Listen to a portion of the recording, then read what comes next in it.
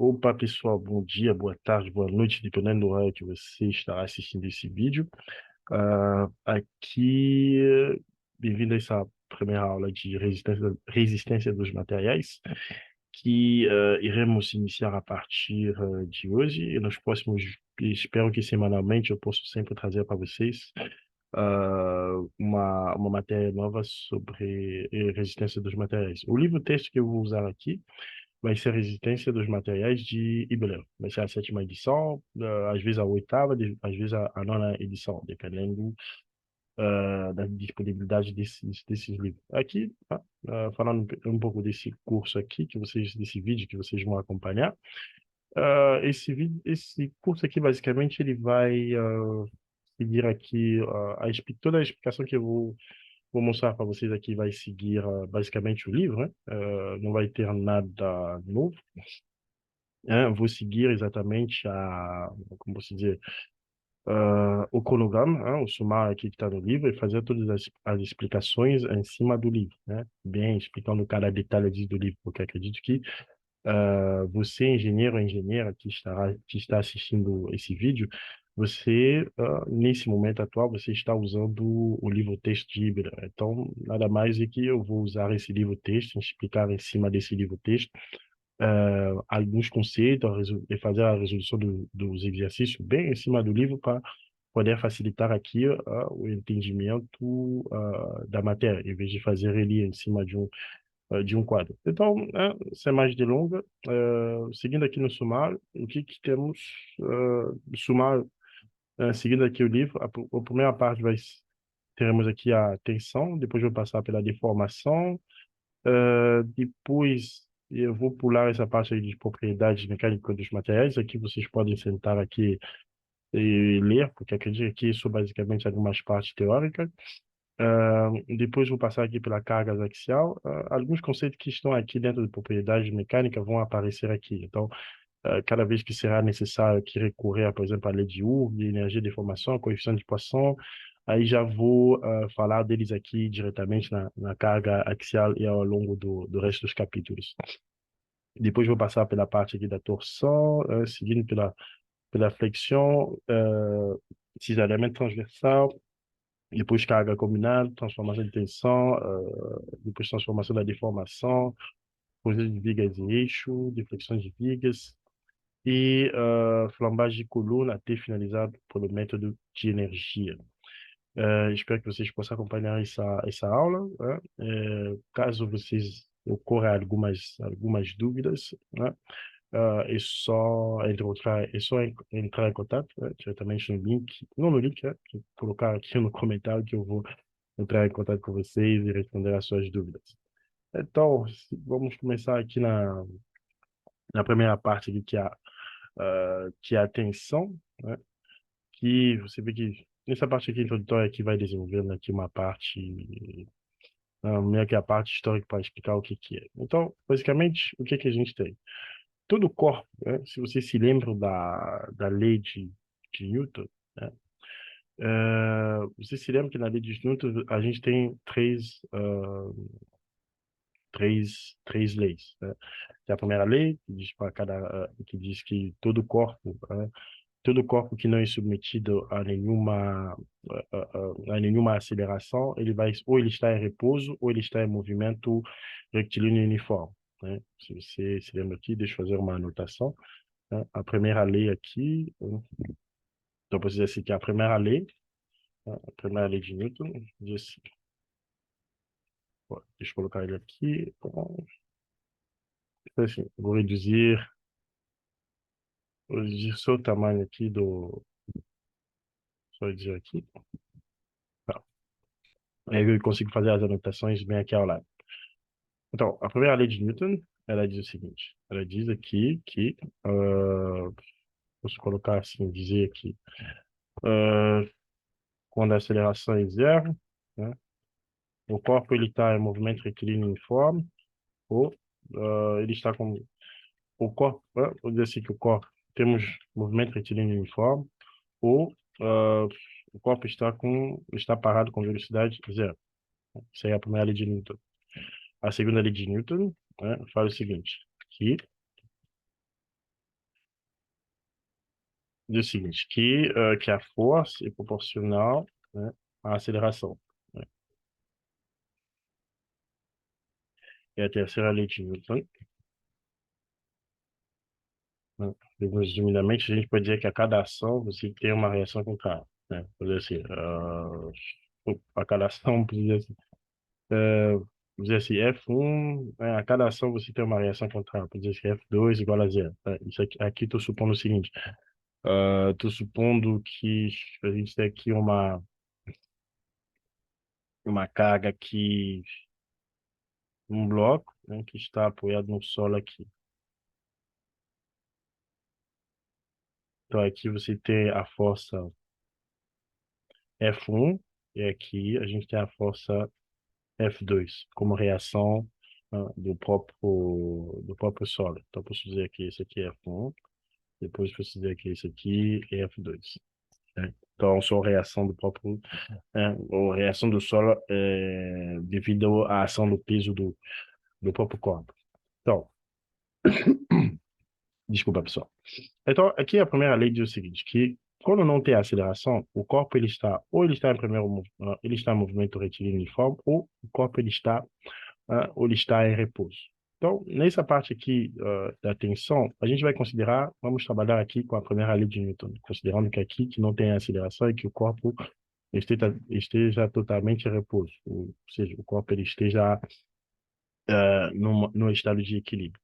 O que a gente vai observar é o seguinte, que como o corpo, como não tem aceleração e o corpo ele está em equilíbrio, o que vai, que você, não tem aceleração, o corpo está em equilíbrio, a gente vai observar que na segunda lei de Newton aqui, né, essa aceleração vai para zero e ah, a força, ela vai ser igual a zero.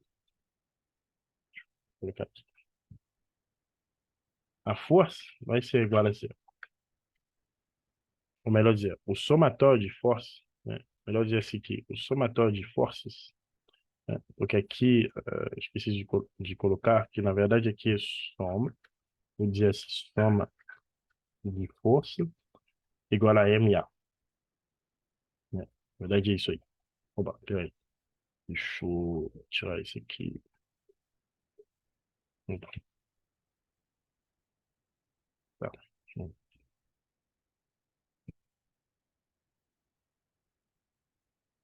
Tá. Então, na verdade, aqui na segunda lei de Newton, o que a gente tem é o seguinte, é que, então, na segunda lei de Newton, como eu falei para vocês, e que o somatório de força é igual a MA. Quer dizer assim, soma de F igual a MA, né? Soma de todas as forças externas. Agora, quando o, é, quando, nesse caso aqui, quando o corpo está em equilíbrio, significa que a aceleração é igual a zero, né? Quando ele está em equilíbrio. Aqui eu vou apenas apagar isso aqui, porque isso aqui não vai interessar a gente. Então, quando é equilíbrio,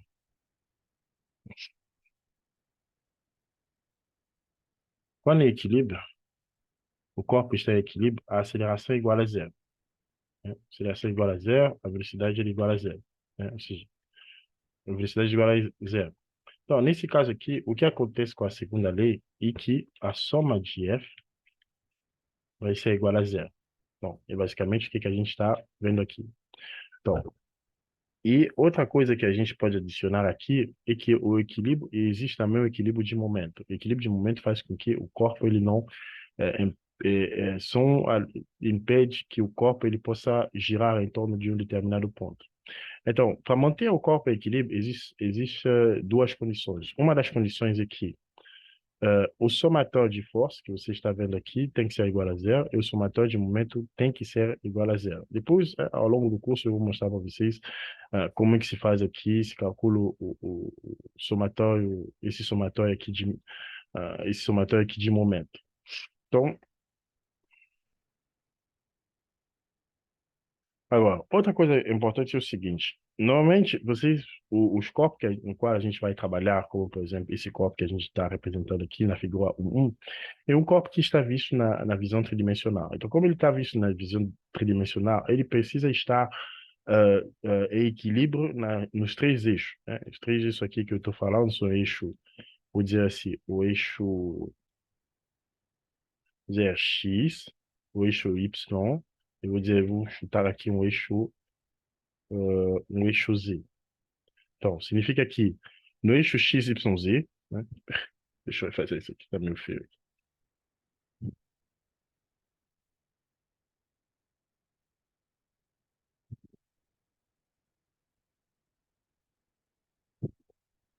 Y. Então, a gente pode ter o eixo X, o eixo Y e o eixo Z, né? Peraí. Deixa eu aqui, vou tacar o eixo Z aqui, né? De modo que a gente tenha X aqui, Y aqui e Z aqui. Então, é necessário o seguinte, é necessário que nesses três eixos X, Y, Z, o somatório de força, né, o somatório de força igual a zero seja mantido. Ou seja, a gente precisa ter que o somatório de força em X e o somatório de força em Y e o somatório de força em Z seja igual a zero para poder manter o equilíbrio de forças, para poder manter esse equilíbrio de força. No caso aqui, no nosso caso aqui, muitas vezes, no caso aqui de resistência dos materiais, né, trabalhamos com forças na parte apenas bidimensional, né? Pode surgir em alguns casos que eu vou mostrar para vocês, caso de corpo bidimensional, casos de corpo bidimensionais. Agora, outra coisa que é importante aqui a gente notar aqui são as reações de apoio. Mas essas partes aí de reações de apoio, eu prefiro deixar isso lá para frente, hein, que tem muito a ver com a terceira a lei de Newton, que quando tem uma ação, uma reação. Então, eu vou deixar isso lá na parte aqui quando a gente vai ver essa parte de reação de apoio, para poder entrar bem, para poder explicar bem o que acontece com esses apoios. Igualmente também com essa parte aqui de carga resultante interna. Então, pessoal, aqui o que a gente tem aqui é um exercício, né, que mede aqui, que solicita aqui para poder calcular essas forças internas. Aqui não é bem o intuito do que eu quero mostrar para vocês, porque essa parte aqui eu preciso mostrar para vocês apenas a parte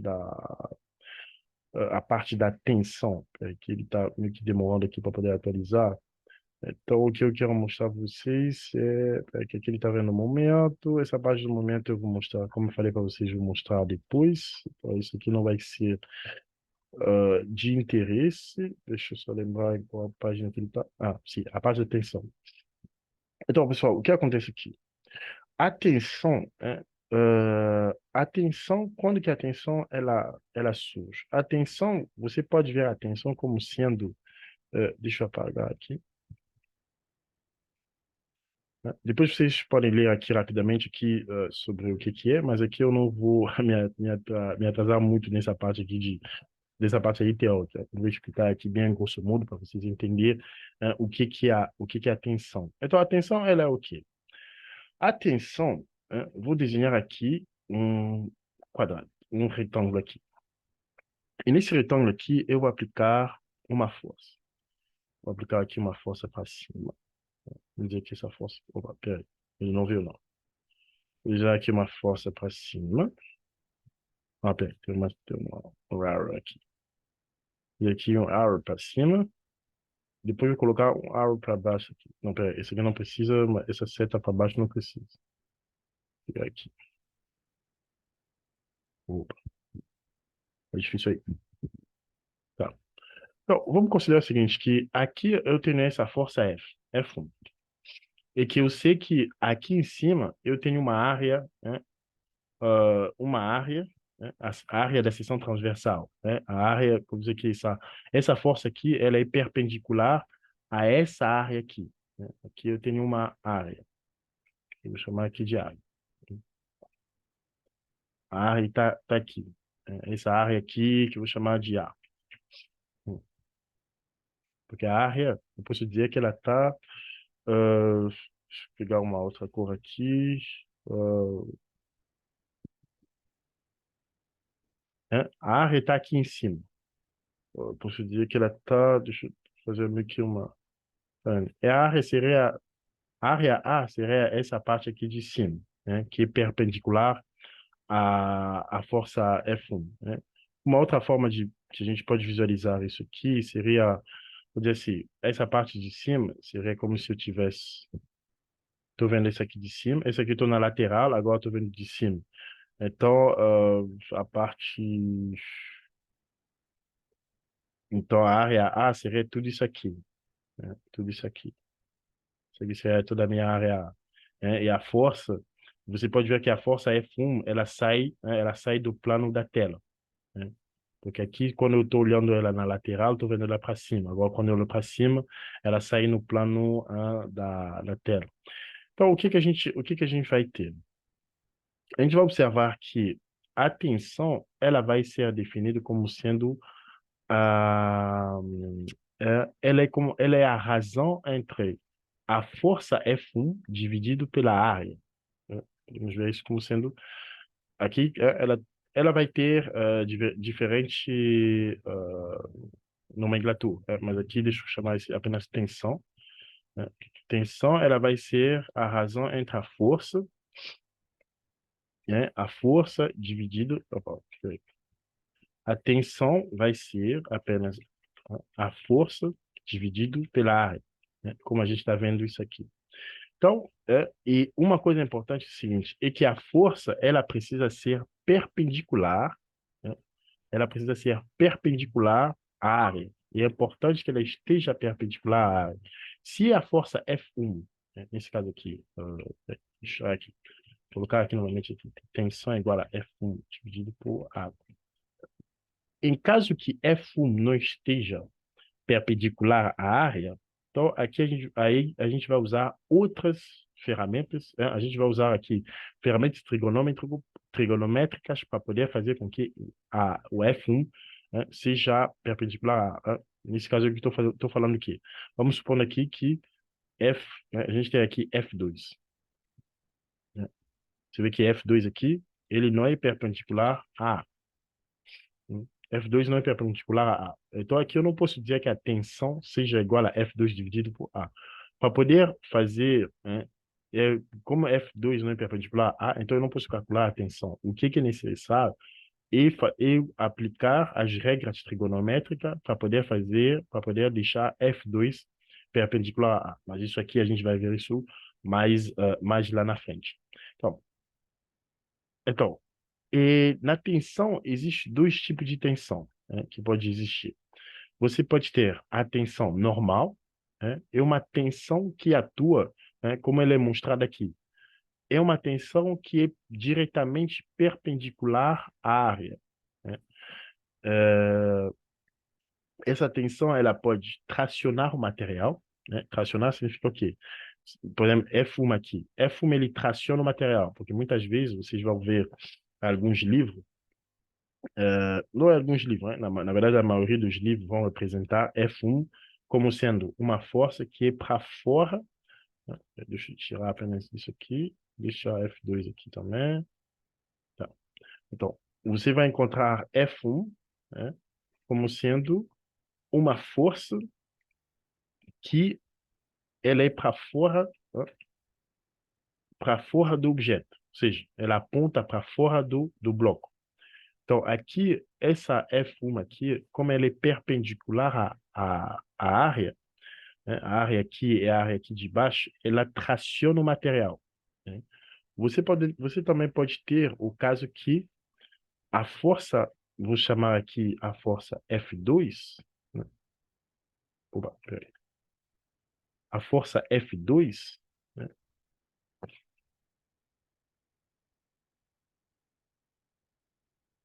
Essa força F2 aqui, que também é perpendicular à área, mas nesse caso aqui, ela comprime o material. Porque, por exemplo, por que que eu digo que ela comprime o material? Porque posso dizer nesse instante ela está assim, mas no segundo instante a gente vai ter esse caso aqui, né?